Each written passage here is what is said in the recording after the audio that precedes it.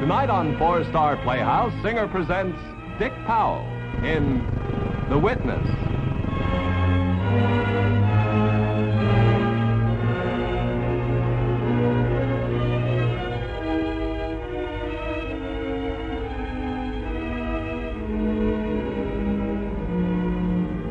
Yeah, Michael Donegan. He didn't show up again. It's the fourth straight day and the judge is fit to be tied. Donegan's client hasn't got a chance, so he's stalling. I don't know what that'll get him except a contempt citation. Well, I'll call the city desk if there's any changes.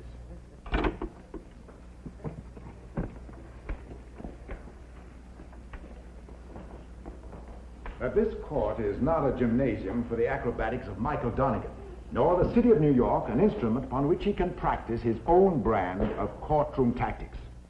Where is he, Mr. Bedecker? If Your Honor, please. Where is he, Mr. Bedecker? Why isn't he here? Well, Mr. Donegan is desperately trying to locate the key witness for the defense. In the interest of justice, Your Honor. Your Honor, Mr. Donegan's been desperately trying for the past 4 days to locate that witness. I submit this farce has gone far enough. This is another of Donegan's tricks to delay trial. It's a clear case of contempt. I'll handle this, Mr. District Attorney. Mr. Bedecker. Yes, sir? I will recess until tomorrow morning. But trial will proceed at that time, whether or not Mr. Donegan is present. Well, Your Honor, Mr. Donegan prepared the defense. No one else is equipped. Then he'd better be here, eh, Mr. Bedecker? Mr. Donegan may be busy somewhere else today, but tomorrow he's going to be busy in this courtroom. Oh, I'll have a T-bone steak, rare on the inside, charred on the outside. What's the matter? Mr. Donegan, don't you got no imagination? Steak. All the time steak? Look, I'm going to give you a break. I'm going to bring you out a nice plate of Greek lamb giveci. I made with my little hands. Well, that's the main reason I want a T-bone steak and some O'Brien potatoes. Okay, is your stomach? Oh, be our guest. Hello, Mr. Donegan. Hi, Philip. Had your lunch? Yes, sir. Well, I didn't have a cup of coffee and a slice of mixed apple pie. Oh, apple pie. I'll have some myself, too. 2 apple pie. How'd it go, Philip? Mr. Donegan, I can't begin to describe how angry the judge was. Tried the oblique approach? Yes, sir. I thought he was going to have a stroke. Well, that's oblique enough. Mr. Donegan, what are we going to do? Philip, now you're doing wonderfully. You know, someday I expect to see the name Philip Bedecker III in gold letters on our door. Well, that's very gratifying, sir. But tomorrow... Tomorrow? Tomorrow and tomorrow, we're going to keep on getting delays. Yes, but... Philip, we're protecting our client, aren't we? Yes, sir. I know he doesn't stand a chance unless we find this Alice Blair. And we've got to have time to find her. But we're not finding her. We're no closer to finding her than we were 3 weeks ago. Mr. Donegan, what are we going to do tomorrow morning? All right at the moment, Philip. I haven't got the slightest idea. Aren't you going to wait for your apple pie? No, sir. I've got a touch of heartburn. But I ordered it. I'll eat it. Hey, Philip, I saw your act in court this morning. You're improving with experience. Hello, Mr. Peterson. I'll be at the office if you want me. All right, Philip. Pete? Aye. Said you wanted to see me, Mike. It's not much of a place for business, but I know you're pretty busy.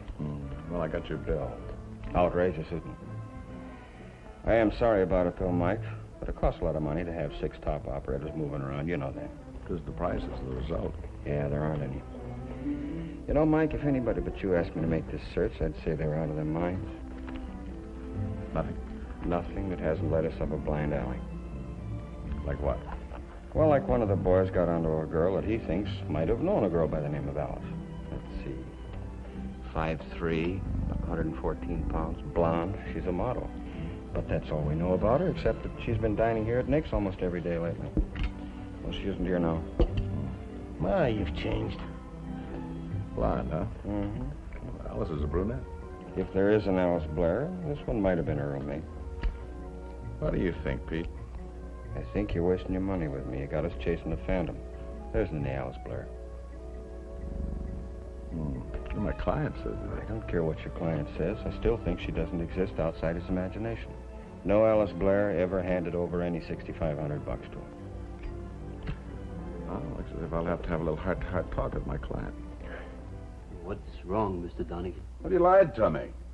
For 3 weeks, I've had 6 detectives combing this whole town for that mythical woman of yours. Well, she's a brunette with blue eyes, the kind of figure you could... Yeah, I know. What did you do with the money, Frank? I told you. Well, she didn't give it to you. You pulled that payroll robbery and shot the guard yourself. But she did give it to me. She gave it to me the first night I met her. Oh, that's something you didn't tell me. It's because I didn't think you'd believe me.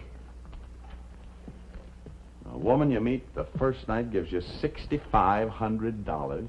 Well, you see, we went to my apartment and we played cards. Oh, well, that explains everything. You know how it is when you play for fun? You make up all kinds of stakes. Well, when she pulled out all these new 10s and 20s, Mr. Donegan, I didn't want to touch that money. She asked me to hold on to it for a while anyway, for safekeeping, she says. You couldn't make up a story like that. And then, well, I kept it around the apartment for a while, and I got kind of worried about all that money laying around, so I took it down to the bank. You know how much money was in that payroll? I think the paper said $150,000. Over. What do you think happened to the rest of the money? I don't know. Honest, I don't know. You really don't? You know what I think? I think Alice Blair is working with the fellow who pulled the robbery. I think they gave you the money to see if it was hot. See if you could pass it. If you tried to pass it and got caught, you'd burn for it. If it wasn't hot, well, Alice and this guy would be safe for the rest of the payroll. No, Mr. Donegan, Alice isn't like that. She's the most wonderful girl I've ever known. She's considerate, gentle, and sweet. She's the kind of a girl that makes you think you're the biggest and best man in the world. Oh, now I know you made her up. Who ever heard of a woman like that? All I know is if you find her, I know she'll tell the truth. Well, all I know is that if I don't, it's my reputation and your life. This is a murder charge. Oh, well, we'll think of something. Hey, guard! Get me out of this fire trap. Yeah, that's right. Looks like another delay. Donegan didn't show up again. This'll make the 5th day in a row. Hey, Marty, I gotta go. Court's in session. Yeah, I'll call you back. Oh, Philip, yes. Oh, Philip, I think you're doing brilliantly. Uh-huh. No, I'm not coming back to the office this afternoon. For many reasons. One of which is I'm having tea with a lovely lady. Is that all, Philip? Oh, yes, I am quite busy. Oh, goodbye, Philip. But you'd never get back. Oh, at Gibson's, do you mind? Wonderful. And thank you, Michael. For what, the Gibsons? No, for calling me a lovely lady. Well, I was always taught in law school that the defendant is innocent until proved guilty. I'm afraid even you would have trouble proving me innocent, Counselor. I think the one last night was prettier. Take the phone. To the rest of the day. All the things for you, I wish for myself.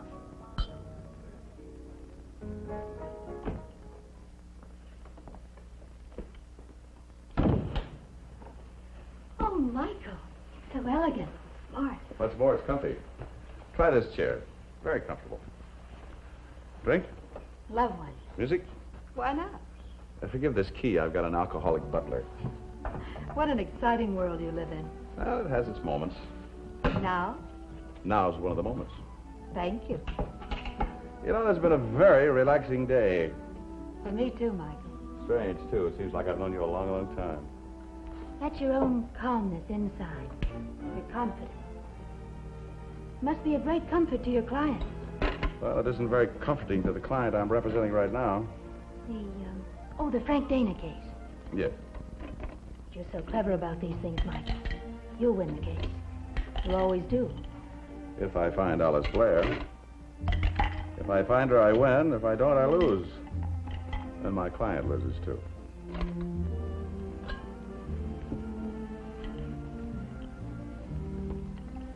Let me do it, Michael. Go on. Relax.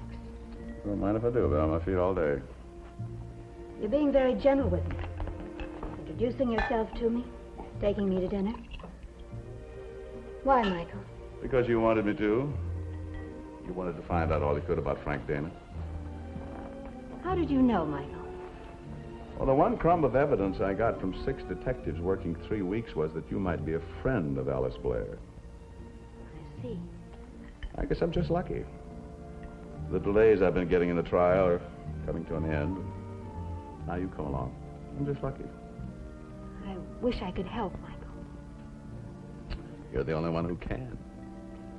And if you don't, an innocent man will go to the chair. No, you won't let him, Mike. You'll figure a way. Michael, Alice Blair can't get involved. I like you like this. Very nice. Charming, gracious. How did Frank Dana put it? He said she's the kind of girl who'll make you think you're the biggest and best man in the world. Considerate, gentle. I can't imagine you looking any better as a brunette with those blue eyes. Mike. He's in trouble, Alice. Mike, I can't tell you why, but I just can't. Why did you give him the money? No. I understand you're a pretty bad card player. It was just a way. I wanted Frank to put it in a safe place. It wasn't very safe. All right. What do I have to do, Mike? Tell the jury you gave him the money. That's all? Not where I got it? He's on trial. You're not. All right, Mike. Thank you, Alice.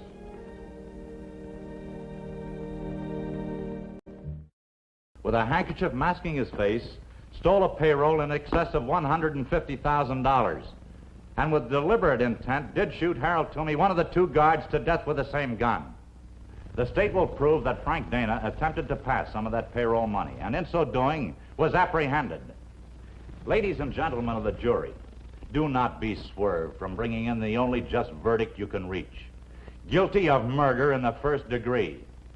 No, it looks as if he's finally running down.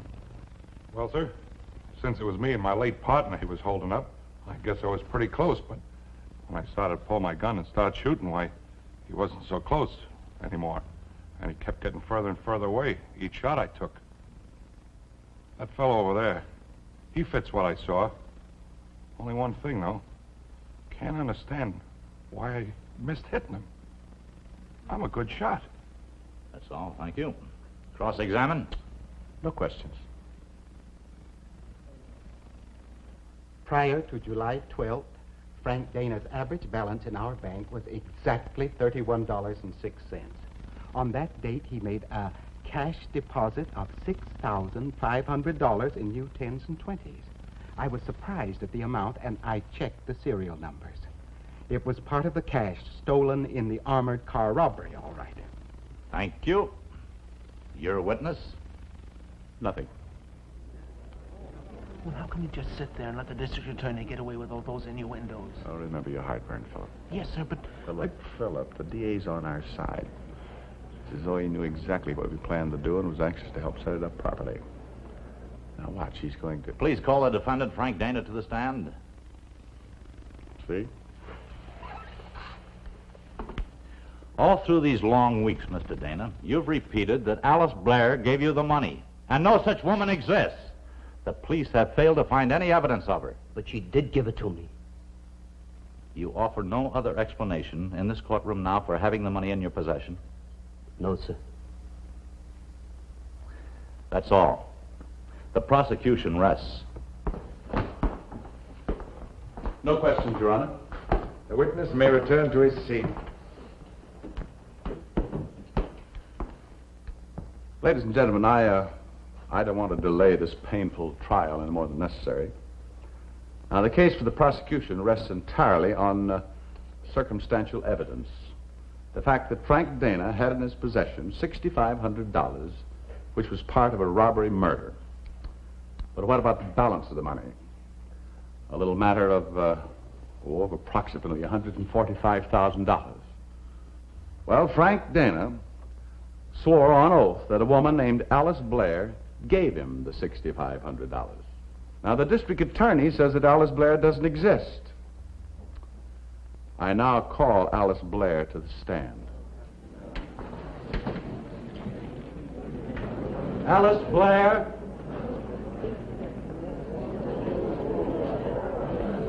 You take a stand, please, Miss Blair.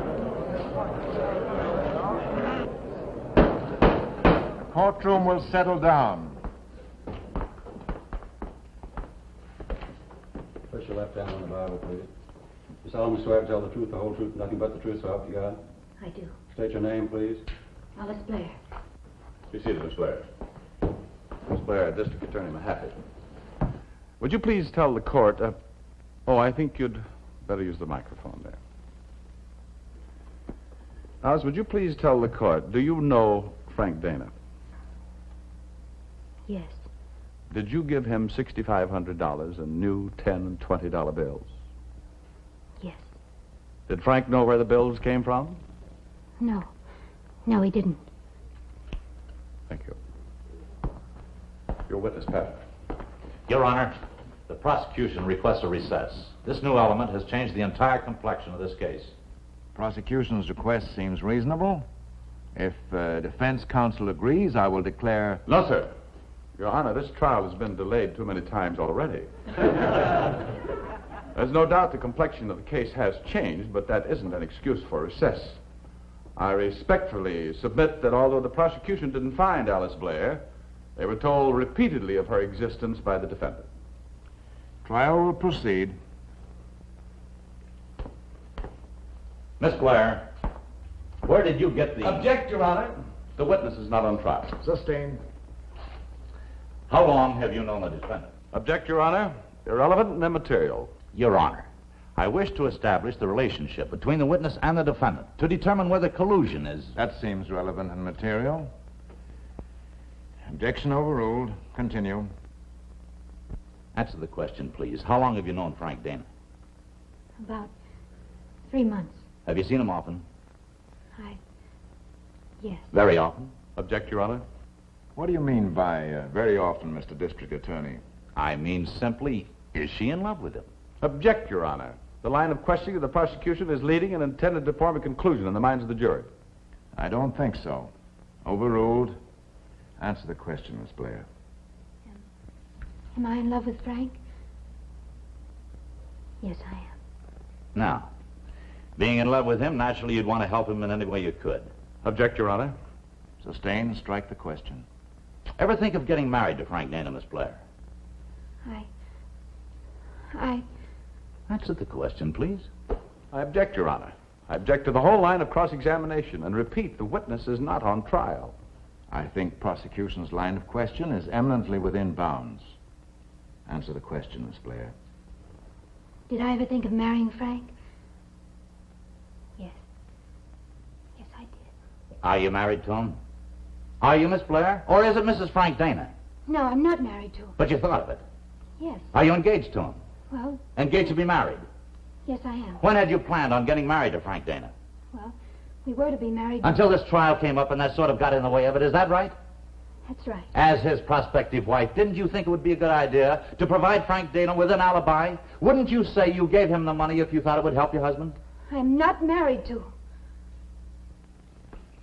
Ladies and gentlemen of the jury, I submit witness testimony is worthless.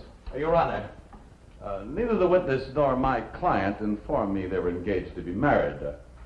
In view of this rather unexpected situation here that exists, I will accede to the state's desire for a recess. Oh, no, you don't. What sauce for the goose, Donegan? Are you requesting a recess, Mr. Donegan? Oh, no, Your Honor, I guess not. We'll just see how this thing winds up here. Proceed, Mr. District Attorney. No more questions, Your Honor. Redirect, Mr. Donegan. Yes, Your Honor.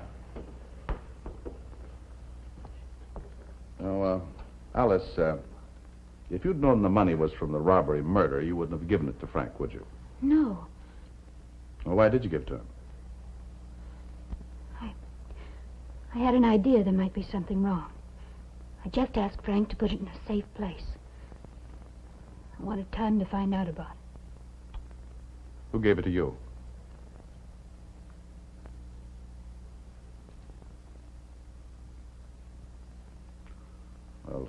meant you don't want to tell me who gave it to you, even though Frank's freedom is at stake.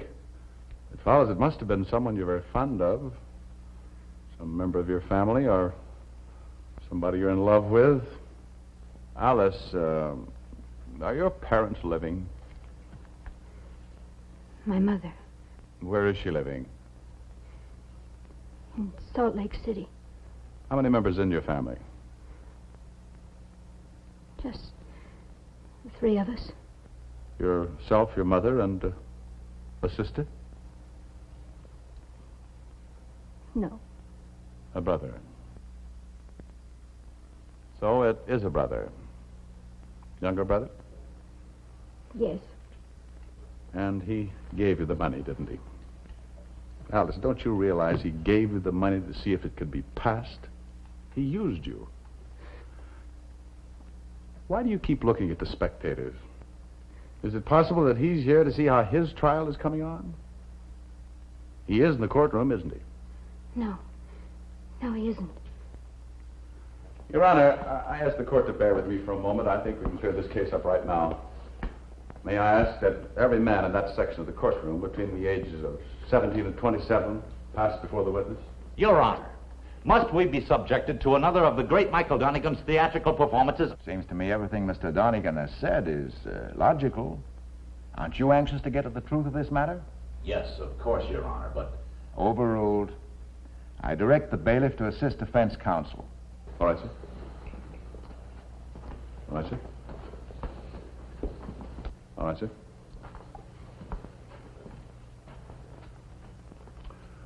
Look at him, Alice. Your Honor, may I request that this young man be sworn in? Permission granted. Witness may be excused. You can sit down, Alice. Place your left hand on the Bible. You solemnly swear to tell the truth, the whole truth, nothing but the truth, so help you God? I do. State your name. Your name? All right, I'm Tom Blair. Sit down, Tom Blair. Alice is your sister, isn't that right, Tom? So what? Your Honor, I know I must sound like a broken record, but if we could just have a recess... All right, Tom, you gave your sister $6,500. Is that true? Don't you know that you're making Alice liable as an accessory? That's what you say. What did you do with the rest of the money, Tom? I don't know what you're talking about. Now, Tom. Hey, let go of me. Is it necessary to hold the witness while you question him, Mr. Donegan? Oh, I'm sorry, Your Honor. Tom, what did you do with the rest of the money? I told you I don't know what you're talking about. Look, Tom. Hey, what is this? I don't think he'll fly away, Mr. Donegan. Well, I'm sorry, Your Honor. My emotions ran away with me. Stand up, Tom. Stand up. You know, you're a pretty well-developed young man. Nice shoulders, nice chest. No. Take off your coat. No. I think I know what Mr. Donegan's getting at. Take off your coat, young man. No, That won't be necessary, Your Honor. Now. Oh. Now, what could cause a bulge like that under your shirt? Maybe a bandage? Did you get yourself hurt, Tom? Maybe from a bullet? The guard couldn't understand how he missed you at such a close range. He didn't miss you, did he, huh? All right. I did it. Your Honor, defense rests. Mr. Donegan, thank you very much. All right, Frank. I'm sorry I didn't tell the whole truth. Well, that's understandable. You didn't know all the facts. Because she ran away, I guess I wanted you to find her more than anything else. You know, I think you two kids should celebrate. I know a nice place. Nick's. I've got a place all picked out. Oh, you have? Goodbye, and thank you. Bye. Yeah. Ah, it's a nice boy. Beautiful girl. It's too bad about her brother. Yeah, he's really in trouble. He's going to need a good attorney. Mr. Donegan, certainly you're not Now, considering... Philip, you know the accused is always entitled to the best of defense. Even if he is guilty, there may be mitigating circumstances. Missing witnesses. Oh, Mr. Donegan. Shall we explore over a couple of steaks at Nick's? Mr. Donegan. Oh, relax, Philip. He hasn't asked me. Did I give you a little heartburn there for a minute? Yes, Mr. Donegan. Well, don't worry. I got a little myself.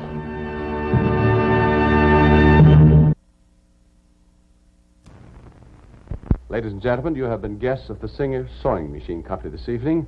We hope you enjoyed the play. Next week, our star in the 4-star Playhouse will be David Niven. please be with us. Good night.